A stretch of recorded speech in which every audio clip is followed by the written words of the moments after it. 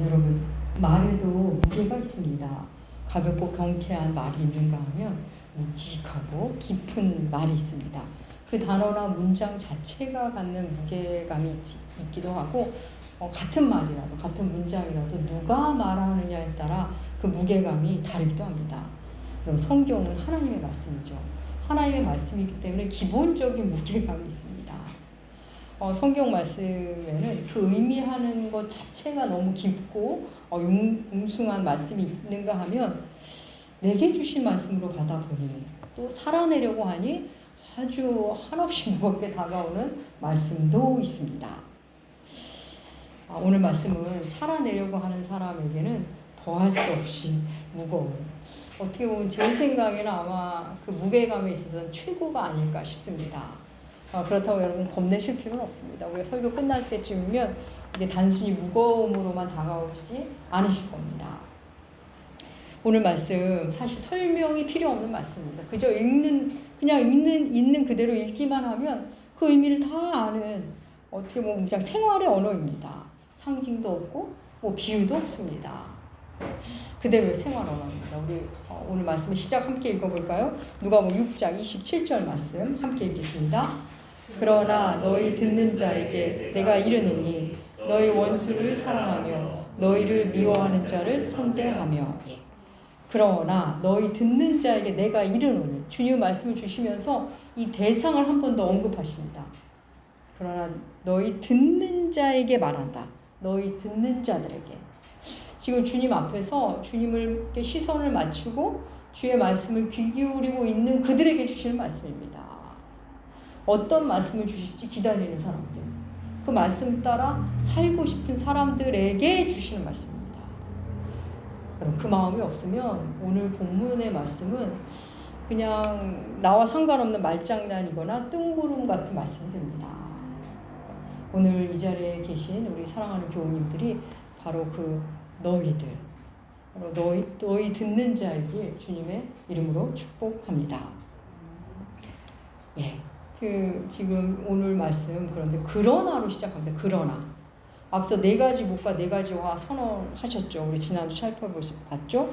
복과 화를 선언하시는데 가난한 자, 부한 자, 줄인 자, 배부른 자, 우는 자, 웃는 자, 미움받는 자, 칭찬한 자, 칭찬받는 자, 이 모두가 상태를 얘기했습니다. 상태, 지금의 상태를 가리키는 말이었습니다. 근데 오늘 말씀은 상태가 아니라 삶의 자세와 방향성입니다. 그런데 주님께서 말씀하시는 이 삶의 자세라는 게 이 세상 자세 같지가 않습니다. 듣도 보도 못한 말씀을 주십니다. 그 시작이 뭡니까? 내가 이르노니 너희 원수를 사랑하며. 벌써 놀랍죠. 이어지는 말씀은 어떻습니까? 너희를 미워하는 자에게 잘해줘라. 너희를 저주하는 자에게 축복해라. 너에게 모욕 준 자를 위해 기도하라. 여기까지만 해도 너무나 숨막히지 않습니까? 그런데 더 구체적으로 말씀하십니다. 누가복음 6장 29절과 29절과 30절 말씀을 함께 읽겠습니다. 너는 이 뺨을 치는 자에게 저 뺨도 돌려대며 내 겉옷을 빼앗는 자에게 속옷도 거절하지 말라.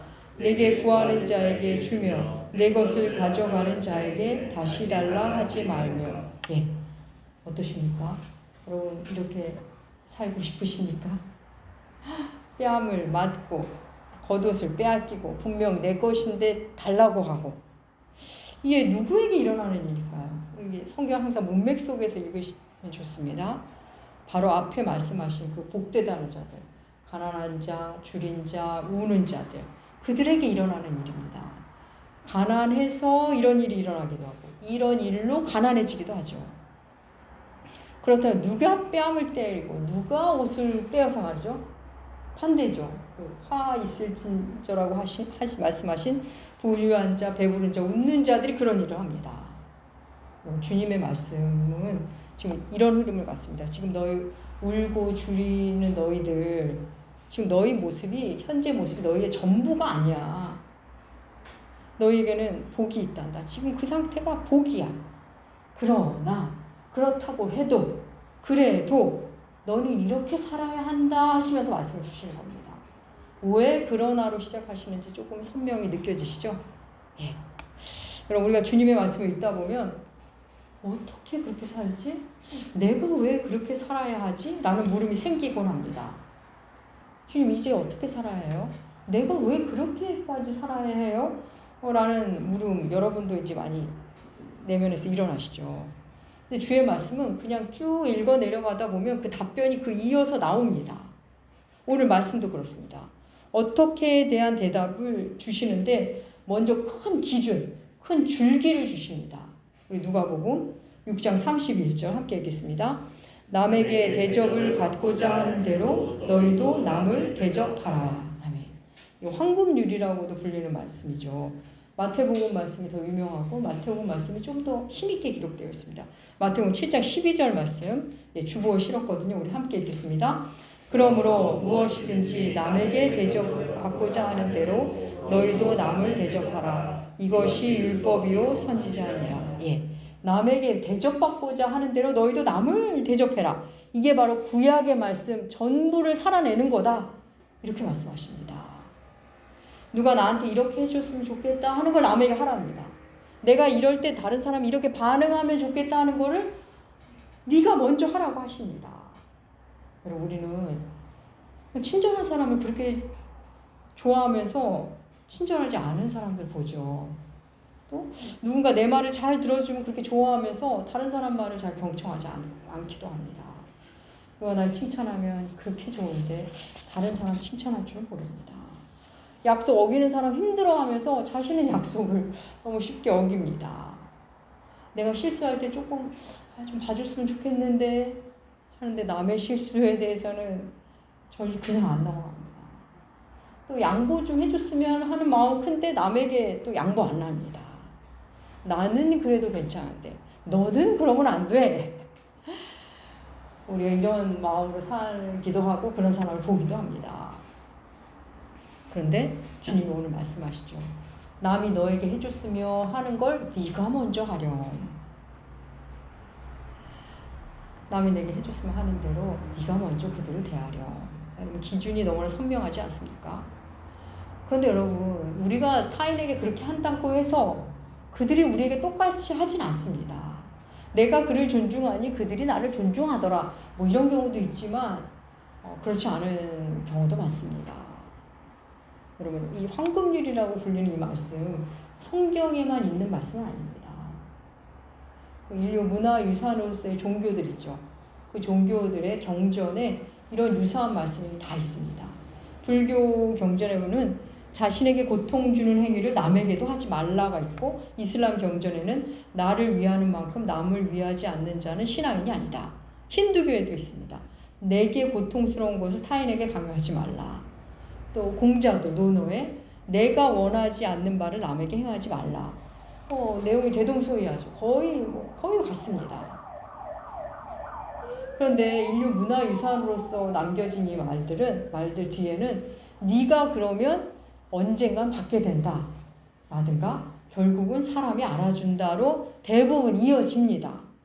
그런데 주님의 말씀은 그게 없습니다. 그냥 그렇게 살아라. 오늘 보면 35절에도 나오죠. 아무것도 바라지 말고 여러분 거기 주석 이거 이렇게 작은 글씨 있는 분 1번 있는 분들은 밑에 뭐 어떤 사본에 아무것도 실망하지 말고라고 나옵니다. 그러니까 상대가 어떤 반응을 보이든 말든 너는 그렇게 살라고 말씀하시는 거죠. 여러분 오늘 말씀은 도덕적 인간이 되라는 말씀이 아닙니다. 우리 그리스도인에게 이 도덕성이라는 것은 우리 삶의 결과로 자연스럽게 드러나는 것이지 우리의 목적은 아닙니다. 그럼 불교라는 종교 하나만으로도 도덕적 인간이 되는 데는 아주 훌륭한 도구가 됩니다. 불교 역시도. 우리 주님의 말씀은 그런 정도가 아닙니다. 차원이 다른 삶으로 우리를 초대하시는 겁니다. 독일의 신학자 보네퍼는 이를 그리스도인의 비범성이라고 표현합니다.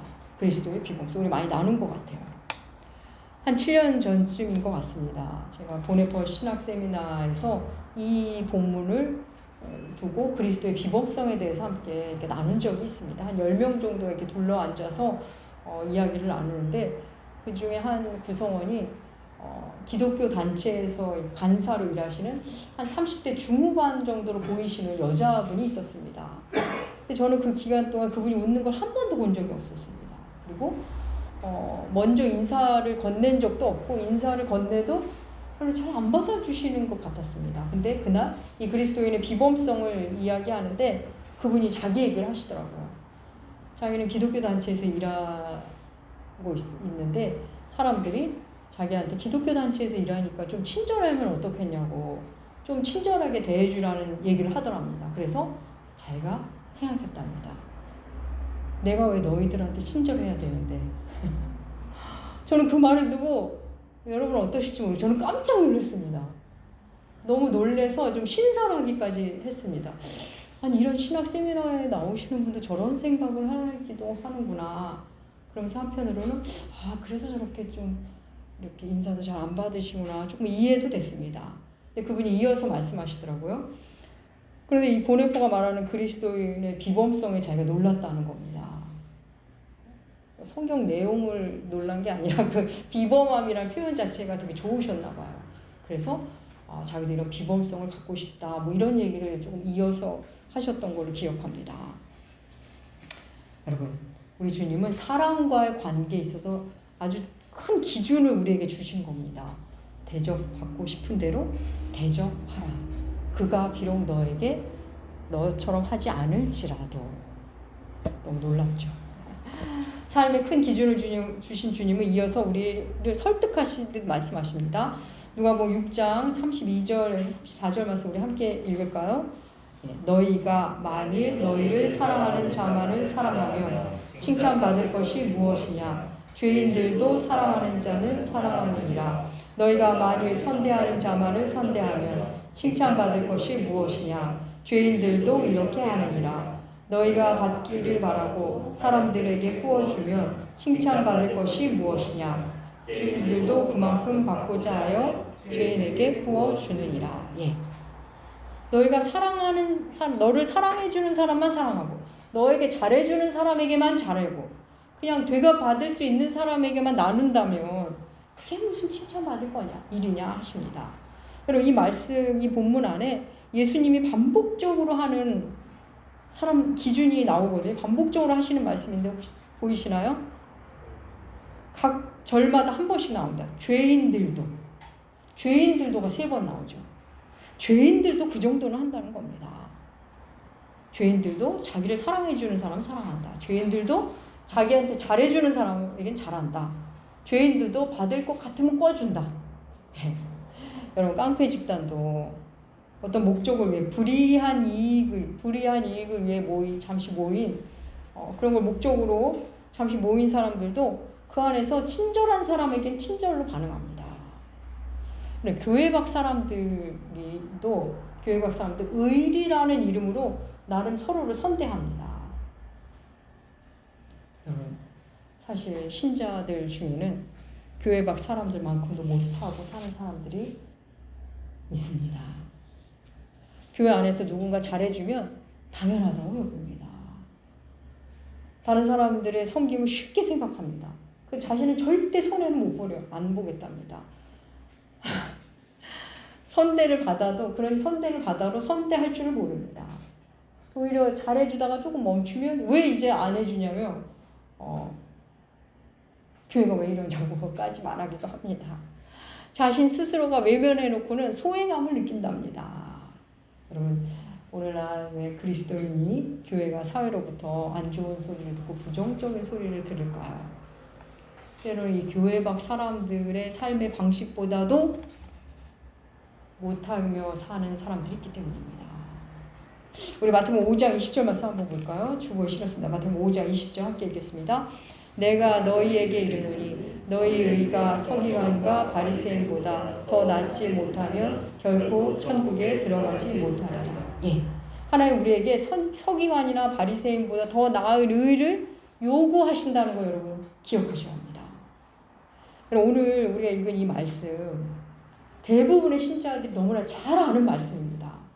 그런데 대부분은 그냥 흘려버리죠. 나와 상관없는 말씀이라고 생각합니다. 그래서 그렇게 살아보자고 하면 왜 우리가 이렇게 살아야 돼? 내가 왜 그렇게 살아? 내가 바보야? 내가 멍청이야? 그런 말만 돌아옵니다. 여러분, 그럼 이 말씀은 누구에게 주시는 말씀이죠? 누구에게 주시는 말씀일까요? 주님이 서두에 말씀하셨죠. 너희 듣는 자. 너희 듣는 자는 누굴까요? 네, 주님이 주신 말씀대로 살 수만 있다면 얼마나 좋을까? 내가 정말 그렇게 살고 싶다. 정말 그렇게 살 수가 있다. 내 삶의 한 조각이라도 이 말씀대로 살 수 있다면 그런 마음으로 읽고 듣는 자. 그들이 바로 듣는 자입니다. 이 본문을 아무리 외우고 다 알고 설명한다 해도 그리 살지 않는 사람은 듣는 자가 아닙니다. 성경은 하나님의 명령문이 많이 실려 있죠. 성경 안에는 하나님의 명령이 강물처럼 계속 흐르고 있습니다. 10계명부터 오늘 말씀 원수를 사랑하라는 말씀까지 명령문이 많습니다. 근데 우리 여기서 하나님의 명령에 대해 잠깐 생각해 보겠습니다. 지금부터 드리는 말씀을 여러분 잘 들으셔야 합니다. 오늘 이 말씀만 여러분 붙잡고 가셔도 여러분의 남은 인생, 여러분의 남은 신앙의 삶에 굉장히 큰 힘이 되실 겁니다. 여러분, 명령이라는 거, 명령하는 사람이 있고 명령을 듣는 사람이 있죠. 명령하는 사람이 명령을 하면 명령 들은 사람이 수행을 합니다. 명령하는 사람은 명령만 하고 손 하나 까딱하지 않습니다. 이 사람이 하면 되니까. 그런데 하나님의 명령은 그렇지 않습니다. 하나님의 명령 역시 이 명령은 하나님으로부터 오죠. 그리고 명령 받은 사람도 있습니다. 여기까지 똑같습니다. 그런데 우리 주님은 명령하신 후에 하나님이 친히 행하십니다. 우리 생각해 볼까요? 하나님이 주신 첫 번째 명령문이 뭐죠? 성경에서 창세기에 제일 먼저 나오는 명령문이 뭐죠? 빛이 있으라. 예, 빛이 있으라요. 빛이 있으라 하고 명령을 하셨는데 빛이 스스로 막 이래서 생겼습니까? 아닙니다. 빛이 있으라 명령하시고 하나님이 친히 빛을 만드십니다. 하나님이 친히 행하십니다. 하나님의 모든 명령문은 이렇습니다. 하나님의 명령을 듣는 자, 하나님의 명령에 거하는 자, 그 안에서 하나님이 친히 행하십니다. 이게 신적 명령문입니다. 구약에 주께서 명령을 하시고 나서 공통적인 특징이 있는데 하나님이 명령을 주시고 나서 본인을 소개합니다. 예를 들면 그런 거죠. 뭐뭐 하라 하고 명령을 주시고 나는 너의 하나님이다. 또 명령을 주시고 나는 너희를 종되었던 애굽 땅에서 이끌어낸 여호와 하나님이라. 자기를 밝히십니다. 왜 그러신 걸까요? 맞습니다. 자신이 하시겠다는 겁니다. 내가 이루겠다는 겁니다. 그래서 하나님의 명령은 선포입니다. 하나님이 선포하시고 행하시는 겁니다. 그 명령을 믿는 자에게 하나님이 친히 행하십니다. 여러분, 우리 원수를 사랑하는 일, 지금 2배로 복수하고 싶은데 원수를 사랑하라고요? 그게 우리에게 가능할까요? 우리 편도 제대로 사랑 못하는데 내 배우자 한 명 하나, 우리 가족 하나, 우리 부모님 하나 제대로 사랑하지 못하는데 교만과 탐심과 이기심으로 똘똘 뭉쳐서 자기중심적으로 사랑 우리에게 원수를 사랑하라? 그게 가당키나 하는 일입니까? 하나님이 이렇게 말씀하셨으니 하나님이 우리를 그런 존재로 만들어 가시겠다는 약속입니다. 우리를 그렇게 빚어 가시겠다는 선포입니다. 우리가 내 힘으로 기어이 해내려 할 때 그게 율법주의입니다. 율법주의. 그래서 뭔가 해낸 것 같지만 그 결과는 뭐죠? 내 의입니다. 내가 이렇게 했다. 너는 왜 못하냐? 그래서 다른 사람을 정죄합니다. 그리고 더 교만해집니다. 그러면 하나님께서 명령하시고 하나님이 선포하시고 하나님이 행하신다. 우리는 뭘 해야 될까요? 그럼 우리는 뭘 해야 되죠? 하나님이 내 안에서 일하시도 나를 내어드리는 겁니다. 나를 내어드리는 게 바로 우리의 일입니다. 여러분, 오늘 본문에 보면 예수님이 우리의 감정을 전혀 생각해 주시는 것 같지 않습니다. 원수를 사랑하라고 내 감정이 이런데 하나님이 우리의 감정을 소중히 여기시지 않는 것 같습니다. 그런데 여러분, 감정은 하나님의 선물입니다. 하나님이 우리의 감정을 존중하시지 않을 리가 없습니다. 우리의 모든 걸 존중합니다. 다만 하나님은 너희들 감정에 속지 말라. 너희 감정의 노예가 되지 말라. 그러면서 감정을 넘어선 삶으로 초대하시는 겁니다. 우리 순간적인 감정이 우리를 얼마나 많이 망쳐놓는지 모릅니다. 관계를 다 망쳐놓고 일을 그르칩니다. 그거를 뛰어넘는 삶으로 초대하시는 겁니다. 그래서 주님은 상대방에 대한 감정을 좀 바꿔보렴 이런 말을 하지 않으세요. 그냥 해라 이러십니다. 그를 바라보지 말고 예수를 바라봐라 하시는 겁니다. 여러분 C.S. 루이스는 사랑의 마음이 안 생기면 사랑한다고 여기고 행하라는 우리에게 조언합니다. 그러니까 사랑한다고 치고 저 사람이 사랑이 안 되는데 그냥 내가 사랑한다고 치고 행해봐라 하십니다. 합니다. 여러분 놀랍지 않습니까? 여러분 한번 해보세요. 하나님이 그리스도인에게 주신 힘이 얼마나 놀라운 건지 여러분이 한번 시도해보세요. 그렇게라도 사랑하고 싶은 마음, 그렇게라도 순종하고 싶은 마음이 여러분 안에 생기면 그게 가장 아름다운 소망이고 희망이 됩니다. 여러분 마음이 내켜야 하지. 예, 맞습니다. 근데 그래가지고는 우리 아무것도 못합니다. 감정을 꼭 끌어안고 마음 안 내킵니다. 우리는. 마음이 정리돼야 청소를 하지. 청소를 해야 마음이 정리되지. 둘 다 맞을 겁니다. 아니, 둘 다 맞습니다. 정말 마음이 정리되어야 청소를 하게 되기도 하고 또 청소를 하고 나니 마음이 정리되기도 합니다. 둘 다 맞지만 진짜 고수는 후자입니다. 그냥 마음이 복잡하고 속이 시끄럽고 내키질 않지만 그냥 하는 겁니다. 먼저. 그러다 보면 어느새 마음이 정리가 됩니다. 사랑한다고 치고 움직임 생각하고 그렇다고 여기고 존중해주고 그리고 내가 하면 어느새 내 감정이 바뀌어가는 걸 여러분 발견하게 되실 겁니다. 그런데 여러분 감정을 넘어서 사는 일, 먼저 몸뚱이를 움직이고 먼저 행하는 일, 그 삶의 태도를 바꾸는 일에 가장 방해되는 게 뭔지 아십니까? 너무나 놀랍게 우리의 논리입니다. 우리만의 논리라고 하는 게 좀 더 정확할 것 같습니다. 우리의 논리, 우리만의 논리, 나만의 이성입니다. 지금 상황이 이런데 내가 어떻게 그래요? 내가 이러이러한데 그게 가능하다고 생각하세요? 이래서 안 되고 저래서 못하고 나는 지금 이 상황에서 우울할 수밖에 없고 이러니 나는 슬플 수밖에 없고 아주 그럴듯한 이유로 매우 합리적인 이유 누구랑 동의할 수 있을 것만 같은 이유로 자기를 이렇게 가둬놓습니다. 스스로를 가둬놓습니다. 여러분 우리는 자기 자신을 변호하고 변론하는데 아주 능한 존재입니다. 그렇다면 어떻게 해야 할까요? 나만의 논리에서 어떻게 벗어날까요? 나만의 주장 시간이 흐르면 여러 사람을 지치게 하는 그 나만의 주장에서 어떻게 벗어날까요? 그 모든 것을 뛰어넘는 나의 감정과 나만의 논리를 뛰어넘는 더 큰 논리 속으로 들어가는 겁니다. 더 큰 논리. 무슨 논리일까요? 내가 받은 하나님의 사랑, 십자가의 사랑, 내가 1만 달란트 빚진 자라는 것을 아는 겁니다. 그럼 그게 복음 아닙니까? 그 복음이 우리를 차원이 다른 삶으로 데리고 갑니다. 그래서 복음을 안고 살면 내가 그렇게 존중해주고 사랑해줬는데 돌아오는 거는 그 억울함과 배신과 힘겨움이라도 그 상황에 내가 보입니다. 내가 저렇겠구나. 나도 저렇게 살았겠구나. 나를 존중해주고 나를 사랑하는 사람들을 함부로 대했었구나. 내 부모님께, 나의 친구에게, 내 믿음의 선배들에게 내가 저랬겠구나 보입니다. 오늘 본문의 말씀을 보면 이렇게 산 사람을 여러분 만나기는 어렵잖아요. 그죠? 근데 이 말씀이 모두 예수가 행한 일들입니다. 예수께서 행한 일. 내가 하나님의 원수였는데 하나님이 나를 극진히 대하시는구나.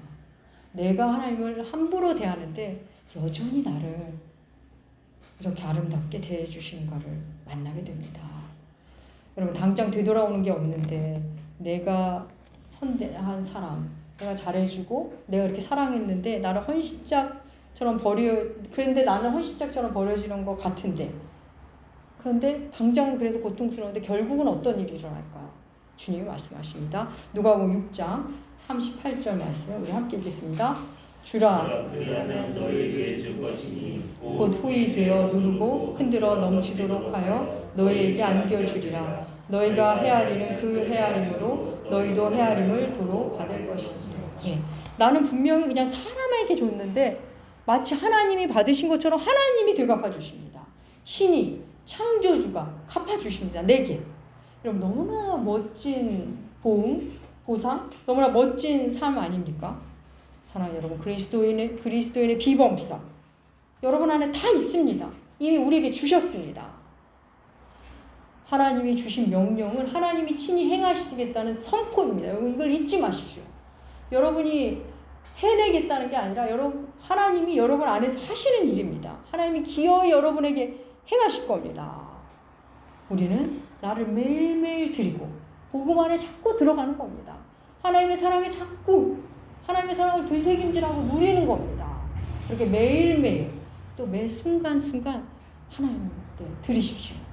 그럼 하나님 스스로가 하나님의 열심히 하나님의 사랑이 우리를 그리스도의 장성한 분량까지 데리고 갑니다. 사랑하는 남우의 교회 여러분, 오늘 말씀 꼭 붙잡으십시오. 하나님의 명령은 하나님이 친히 하시겠다는 선포입니다. 그리고 여러분 안에 그리스도인의 비범성을 이미 주셨다는 것, 그걸 잊지 마시고 여러분의 남은 삶 승리하며 사시기 주의 이름으로 축복합니다. 기도하겠습니다. 하나님 아버지 감사합니다. 원수도 사랑하라는 그 무거운 말씀, 그 사랑이 우리로부터 나온 것이 아니고 하나님이 친히 이루어 가심을 알려주셔서 감사합니다. 그리스도인의 비범성, 하나님의 자녀된 자의 위대함 우리 안에서 계속 이루어가 주시옵소서. 하루하루 우리 자신을 내어드림으로 주께서 친히 일하심을 우리 자신이 목도하게 하여 주시옵소서. 친히 이루어 주신 주님을 찬양하며 존귀하신 예수님의 이름으로 기도합니다. 아멘.